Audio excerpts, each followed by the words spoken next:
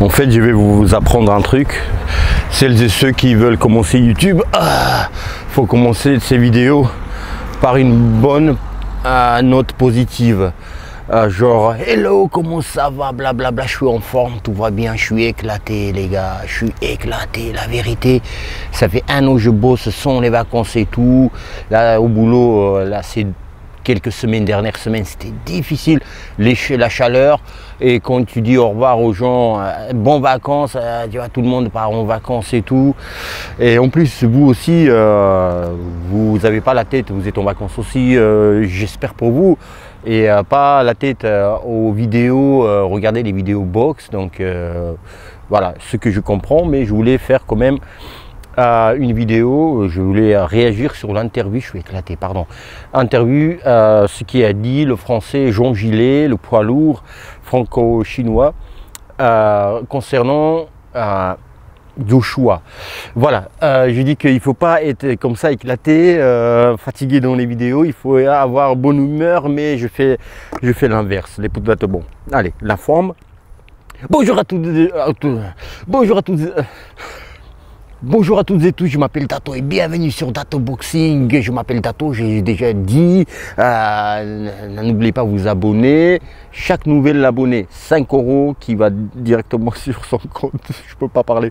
Et si c'est une fille, 10 € sur le compte directement. Et vous recevez aussi, bon ça c'est un plus-value, un certificat signé de ma part, comme quoi vous êtes abonné et non pas un robot ou que sais-je.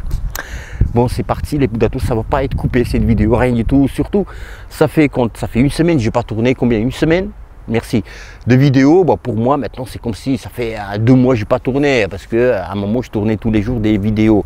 Voilà, juste une petite auto-promo les Boudatos, vous dire ce qui se passe dans ma vie, qu'est-ce que je vais faire surtout sur ma chaîne YouTube.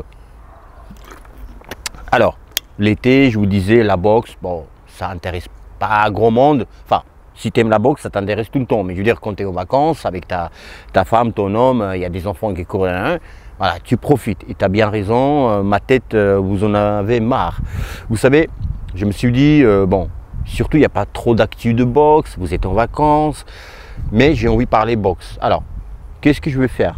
Si c'est contenu boxe, je vais faire assez court, tu vois, en moins de 10 minutes, vidéo, bim bam, info. Celle-là va être plus longue, bien sûr, parce que je n'ai pas tourné, ça fait un moment, donc j'ai envie de vider mon sac.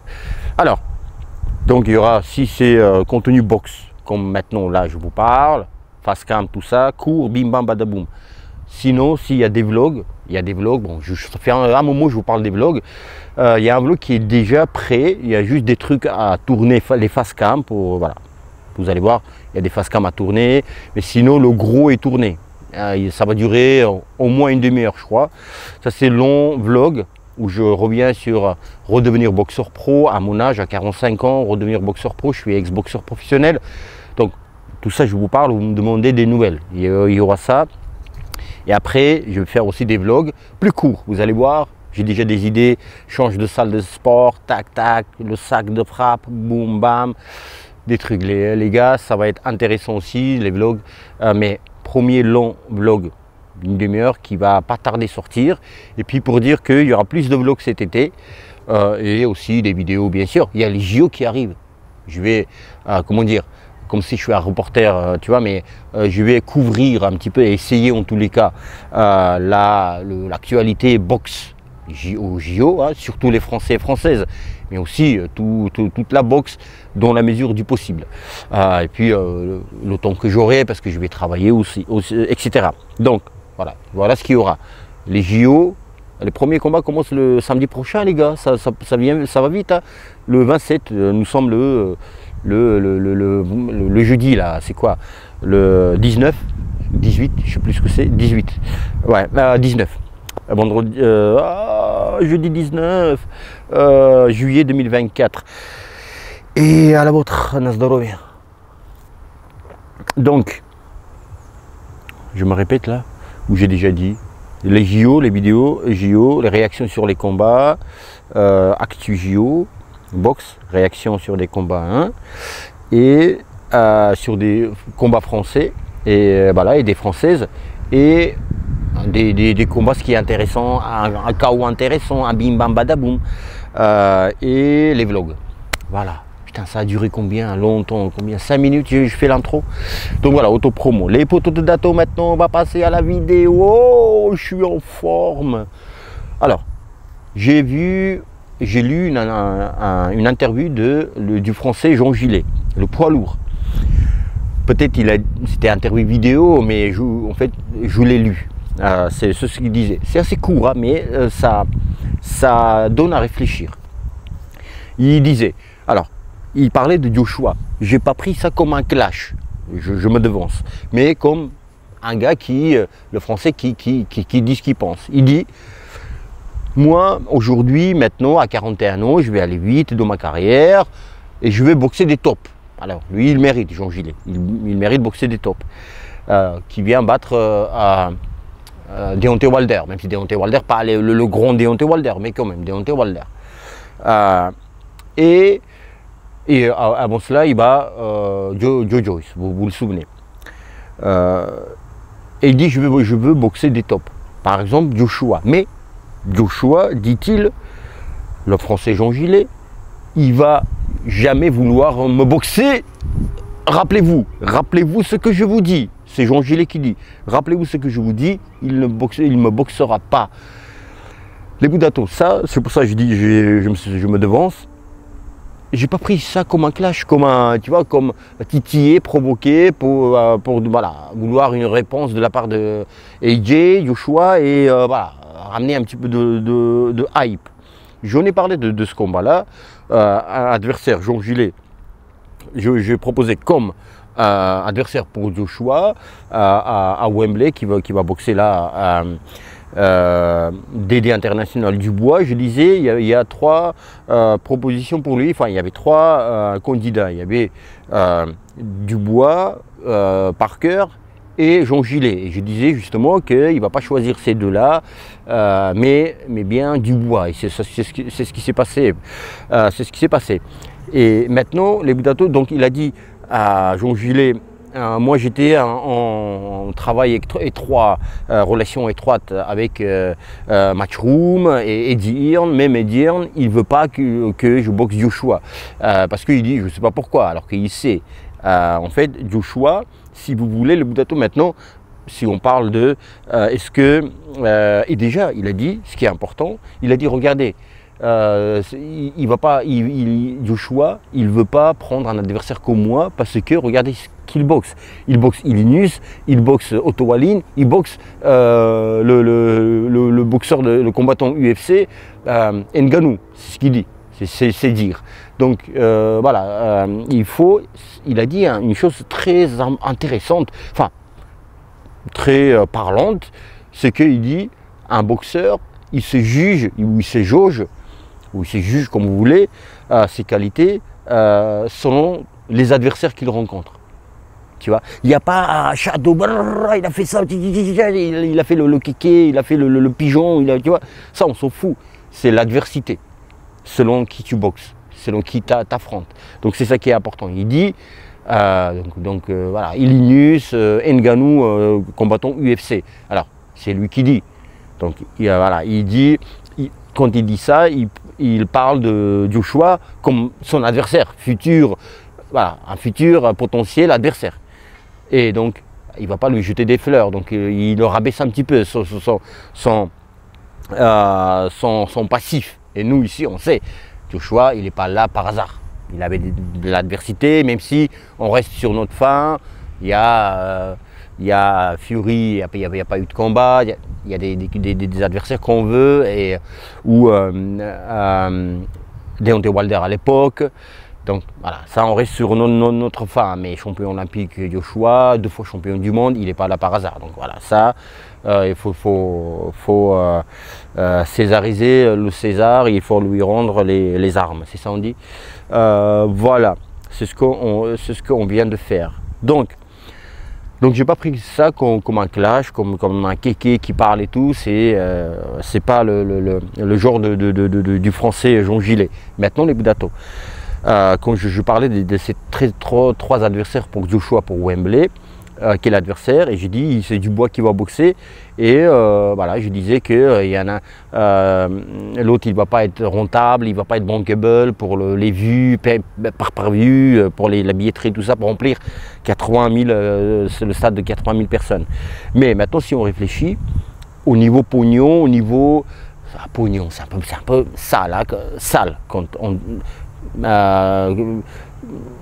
dit comme ça, c'est sale. Mais au niveau engouement, tu vois, tout l'engouement ramène aussi. L'engouement, ça veut dire les gens ils vont s'intéresser, ils vont venir, ils vont acheter le pay-per-view. Donc si c'est Jean Gillet, outre qu'il est chinois, il est français, bon il est franco-chinois, mais outre qu'il est aussi chinois, tu vois, la population qui est là-bas, ça c'est autre chose. Outre, on met de côté, Jean Gillet, est-ce que les gens ils vont être hypés? Jean Gillet, oui, moi oui. Et moi, si vous voulez, je suis pas le... J'ai remarqué que je ressens les mêmes choses que le peuple. Excusez-moi de terme, je suis non plus, voilà. Mais en tous les cas, on ressent les mêmes choses. Tu vois, si j'ai envie, vous avez envie aussi. Donc moi j'ai envie. Tu vois, je pense que les gens aussi, parce que c'est Jean Gillet, le français, il a battu Joe Joyce, les Budato, et de quelle manière? 2 fois, de quelle manière? De quelle manière? KO 2 fois. Et il bat par KO Deontay Wilder. Il a seulement une défaite contre mon boxeur poids lourd préféré, Joseph Parker. Et ça c'est le combat controversé aussi, la décision contre Joseph Parker. Oui, donc la décision controversée. Mais donc, si je parle, je dis 2 mots sur Joseph Parker, parce que là on est là pour parler de AJ et Jean Gillet, mais juste 2 mots sur Parker. Moi ça ne me déplairait pas aussi Joseph Parker comme adversaire, tu vois, voilà, un autre adversaire, Joseph Parker, la revanche, parce que il y avait la décision controversée en faveur de Parker, et les deux sont en même niveau, les deux ils ont battu deux boxeurs de Renault. Tu vois, Joseph Parker bat aussi Deontay Wilder et Jean Gillet lui-même. Ça serait bien aussi, les deux, tu vois, ils reviennent. Tu vois, ils ont un 2e souffle dans leur carrière. Donc, pourquoi pas rétablir la vérité s'il y en a une. Enfin, s'il y en a une. Donc, faire un combat de revanche, c'est intéressant. Mais ça, si on met à part, on parle de Joshua. Et l'intérêt, l'engouement. L'engouement, je pense qu'il y aura. L'engouement, c'est aussi les poteaux de Dato aujourd'hui, et ça a toujours été le cas, mais aujourd'hui c'est plus accessible, c'est la publicité, de faire des clips et tout ça, de promotion. Aujourd'hui, tu vois, avec des réseaux, tu peux promouvoir les gens qui vont parler, des YouTube et tout ça. Donc ça va avoir l'engouement. Joshua, les 2 géants. Joshua contre Jean Gillet. Il n'y a que ça. L'aspect boxe. Ils vont déjà pour moi remplir et intéresser des gens. Remplir le stade 80 000 personnes. Mais maintenant il y a autre chose. C'est que il y a 2 choses d'ailleurs. Première chose, pourquoi Joshua il veut pas ce combat, c'est vrai, il a raison Jean Gillet, et dire non plus il veut pas, le promoteur. Et parce que il y a trop de risques pour Joshua. Il y a trop de risques. Vous allez voir contre DD International et Budato, il va balayer en 2-2. Bon, là j'ai rétréci mes pensées, mon analyse que je vais faire dans une autre vidéo. Voilà, juste vous compreniez ce que je pense de ce combat-là. Vous allez voir, voilà. Mais c'est un adversaire bien sur mesure pour Joshua. Tu vois, Dubois est musclé, tout ça. Visuellement, on va dire c'est un tueur, mais pour Joshua, c'est voilà, next, tu vois, il va faire. Mais vous allez voir, c'est pas aussi simple que ça, mais juste vous compreniez. On va plus rentrer dans les détails dans l'analyse de combat Joshua DD International Dubois. Mais je n'étais où? Merci. Petit café. Vous avez des vacances bientôt? Ah non? Ah, t'as déjà eu? Ah, c'était où? Ah bon? Ouais, cette saison-là, il y a du monde. Ouais, Calanque, c'est pas mal aussi. Mais après, il faut... Ouais, t'étais avec ta femme, des enfants. Ouais, les calanques montées. Oh, il s'est fait mal. Ah merde, c'est vrai. Ah, urgence. Ah, ça va maintenant? Le petit bobo, c'était. Hein. Ouais, plus de peur que de mal. Ouais, c'est ça. Ouais, bah écoute. C'est comme ça. Hein. On se fait. Ça veut dire qu'on est vivant. Donc, tu vois. Ouais, ça va. Ça vient pas de moi. Arrête d'applaudir, arrête, ça me gêne. Ça m'est toujours pas revenu les Poudato. J'en étais où? Oui, donc sur l'aspect Longumo, on a compris. Maintenant, il y a autre chose, les Poudato. Donc, il ne veut pas le combattre, Joshua ni Eddie pour organiser tout ça. Il n'y a même pas de ceinture. S'il y a eu ceinture, Jean Gillet, s'il détenait une ceinture, oui. Tu vois, tu le bats, tu as une ceinture, tu as quelque chose. Mais là, tu as beaucoup de chances de perdre. Et en plus, il n'y a pas de ceinture. Et en plus, contre qui? Contre le franco-chinois. Ils ne veulent pas. Maintenant, il y a autre chose. Ceux qui peuvent leur faire changer d'avis, c'est un truc gros et énorme. Je ne sais pas, vous me dites les Poudato, informez-moi. Ça, c'est ce que je veux, parce que je n'ai pas cette info. Et ce que DAZN est diffusé en Chine. C'est ça le truc. Si DAZN est en Chine, les poteaux de Dato, ils vont faire un chiffre de ouf. Je vous rappelle, là, la population est de 1,3 milliard de personnes. 1,3 milliard.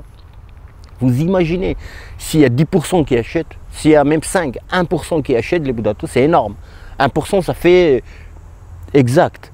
Donc, où s'il n'y a pas DAZN en Chine, bah, via Jean Gillet, qui est franco-chinois, qui est chinois aussi, mais surtout français, mais chinois aussi, bah, grâce à lui, bah, peut-être ils vont l'utiliser pour, bah, je dis ça sans savoir s'il y a DAZN en Chine, hein.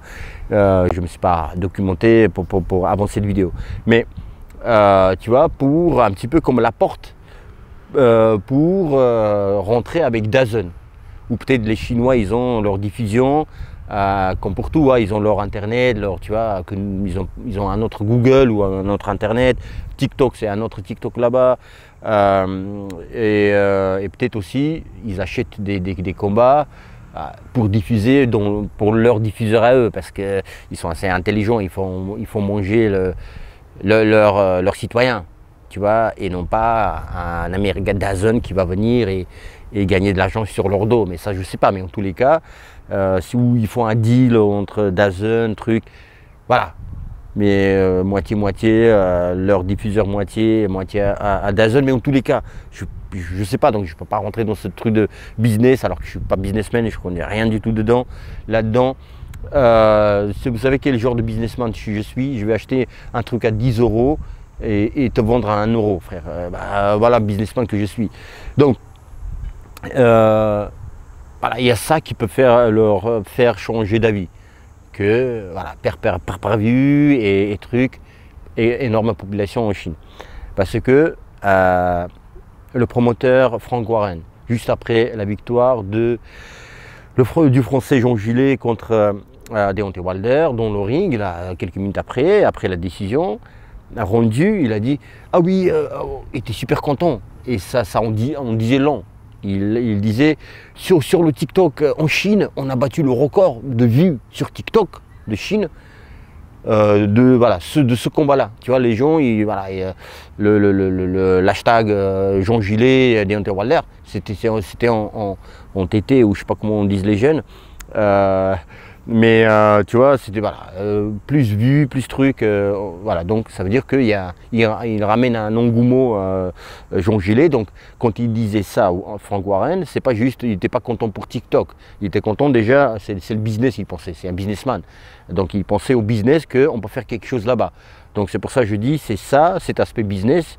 Et vu la population, là, le nombre, 1,3 milliard de personnes, comme je vous disais, qui peut leur faire changer d'avis. Finalement, en étant fatigué, ça va, tu vois, ça va. Je ne sais pas trop, ça se voit sur les yeux, je suis fatigué ou pas? c'est un peu, voilà, ça va. On voit pas trop, mais voilà. Voilà les poteaux de Dato, dites-moi ce que vous pensez de tout cela et tout ceci. Ça va un peu mieux, un peu mieux. Dites-moi ce que vous pensez. Est-ce que vous pensez qu'il a vraiment peur du choix? Enfin, peur. Il ne veut pas, pour telle ou telle raison, comme je disais ici. Ou est-ce que le combat est faisable? Parce que oui, Joshua est occupé aussi. Il a 2 dates réservées déjà contre DD International et ah non, c'est Fury qui boxe. Usyk. Donc voilà, il va boxer du bois et après pourquoi pas, parce que il est là déjà. Ah oui, attendez, j'ai oublié. Ah, heureusement, je n'ai pas oublié parce que quand je coupe la vidéo, je dis putain, il fallait parler de ça et j'ai oublié. Les Budato, le combat que je voudrais voir, c'est le Français Jean Gillet contre l'Allemand Agit Kabayel.